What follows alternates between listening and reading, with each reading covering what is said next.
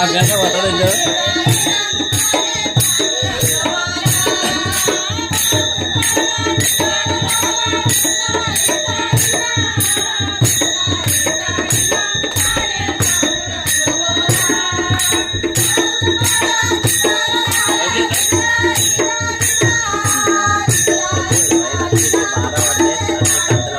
Guys, पेरणी करून 1 महिना झालेला आहे आय थिंक सो, आणि पाऊसच येत नाही आणि आला तरी 2 मिनटासाठी 5 मिनटासाठी येतं.